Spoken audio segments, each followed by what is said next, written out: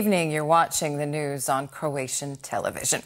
EU leaders have agreed on a migration plan after all-night talks in Brussels. In a compromise, the EU leaders agreed to share the burden of incoming refugees on a voluntary basis and create controlled centers inside the European Union to process asylum requests. They also agreed to share responsibility for migrants rescued at sea, a key demand voiced by Italy.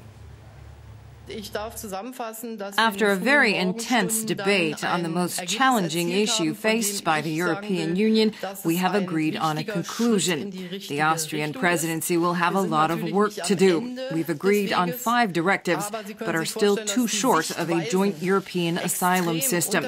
However, I'm optimistic because we can continue working, although we have a lot of work to do on overcoming our differences. Croatia has been paying its share of the funding for Turkey over the past few years, and we will continue to do so. We will give additional resources for the Africa Fund, and I think that's good. This is our responsibility. With respect to the other conclusions that have to do with the controlled migration centers, they represent a move towards creating a system for something that's already going on an ad hoc level with these ships arriving in the EU. These centers will not be in Croatia. They will be located where the ships are arriving. We are talking about places where people are stepping off the ships. European Commission President Jean-Claude Juncker has congratulated Croatia on its 5 years of membership in the European Union. He said Croatia had settled in well into the European family and membership had enriched it in many ways. But Croatia is playing a positive role. Croatia is not always an easy partner, because we don't have easy partners in Europe, but Croatia is behaving, as I said, like a founding member, making its points, defending strongly, fiercely sometimes, its interests, but always in a European sense. Thank you. On the fringes of the Brussels summit, Prime Minister Andrej Plenković also met with his Slovenian counterpart Miro Cerar. Among the issues they addressed is the border dispute between the two countries. I think the Commission acted wisely by not getting involved in Slovenia's initiative to bring a case against Croatia before the European Court of Justice. After the new government is formed in Slovenia, we will again offer our Slovenian neighbors proposed solutions to the border problem that has been a burden to our relations for nearly 3 decades. It is not an insurmountable issue for our relations. Agrokor's creditors are scheduled to vote on a proposed settlement on the 4th of July. The company's state-appointed crisis managers have confirmed that 3,069 creditors with open claims have a right to cast their vote at the scheduled hearing. Every vote counts, and we would like to see the strongest possible support for the settlement. I am sincerely urging all of the creditors to participate and exercise their right to vote. Many of them have offered their input during this process, and I urge them to attend the hearing and cast their vote. A British man suspected of killing another British national and wounding 2 others near a nightclub on Pag's Zrče beach has been interrogated by state prosecutors in Zadar.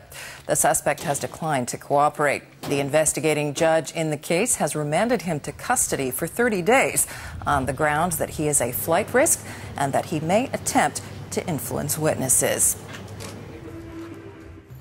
Since he was arrested while attempting to flee, I don't think I need to explain further. With regard to possible witness tampering, the witnesses are individuals who were present when the crime was committed, and they must be questioned in order to shed light on this case. Besides the victim, who is dead, we have 2 more victims who were wounded. INA will be getting a new CEO on July 1st. Sandor Fasimon will be stepping in for Zoltan Aldot, the company's supervisory board confirmed today. In addition to the change at the helm, 2 board members were rotated out. Both replacements are from Hungary's MOL, which owns a 49% stake in INA. In World Cup news, Croatia's team held a news conference today ahead of their departure for Nizhny Novgorod, where they will play their final 16 match against Denmark on Sunday. Ivan Rakitic was cautiously optimistic, but said Denmark was going to be a tough opponent. We have a lot of respect for the Danish team. We know they have a lot of experience. I know a lot of their players in Spain and in other major clubs, so it's going to be really tough.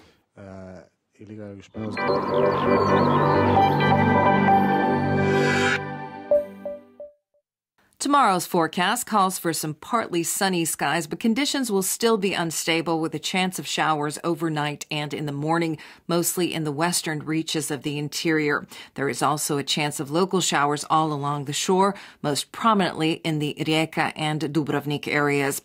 There will be light to moderate northwesterly and northeasterly winds on the coast. Northeasterly winds will pick up late in the day in the north.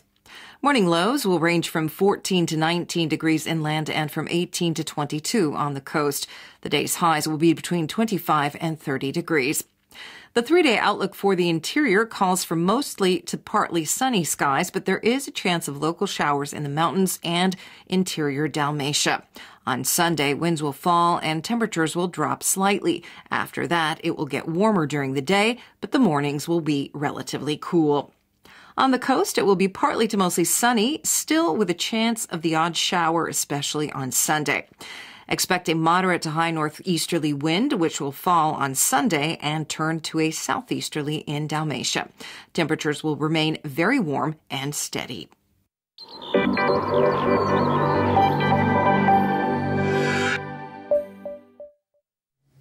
And that brings us to the end of the news. Thanks for joining us.